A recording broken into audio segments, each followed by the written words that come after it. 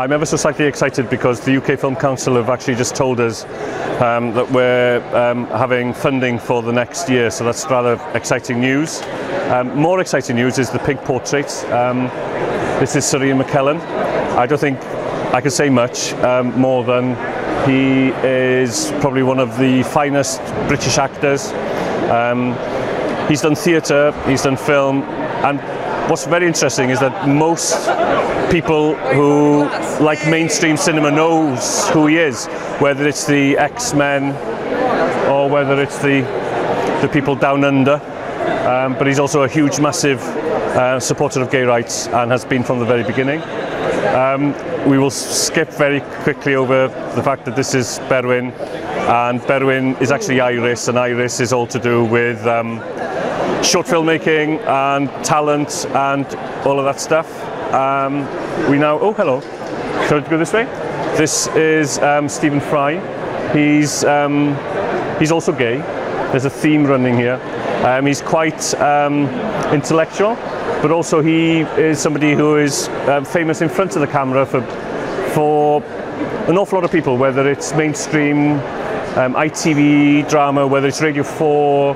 He kind of does everything, but he's also somebody who's been extremely passionate about talking about the rights of the individual to just exist, really, whether you're gay, straight, bisexual, slightly depressed. This person, I've got no idea who she is, and that's the wonderful thing about the Pink Portraits. I say that in jest.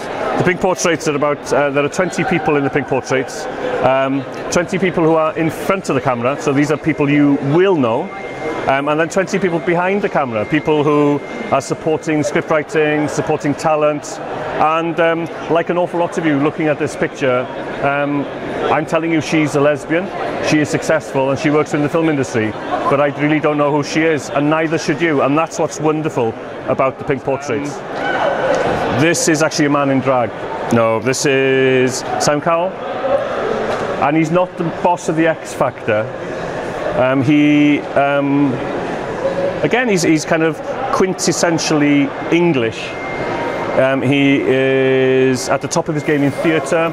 He was in Cardiff recently at the new theatre performing, and he's wonderful. He does television, he does film, he does theatre, and from what I can tell as a gay man looking at him, quite happy in his skin, and somebody who, you know, is kind of, he's a bit scary actually, the way he's looking. I'm kind of thinking, he's almost there because you can actually see the pores. I think Andrew mentioned the wonderful reproduction of these pictures, and the detail is just quite spectacular. So he's not there, it is a photograph. This one's a good one here. If we look at Bryony, if anybody's looking at Bryony, they'll have absolutely no idea who she is. But Bryony runs the Script Factory, and the Script Factory has been responsible for supporting, nurturing, developing talent right at that beginning stage, which is the written word. I was going to talk about ink and paper, and then I realised that made no sense whatsoever, because obviously it's all technical and digital. But it's all to do with here and what people are thinking.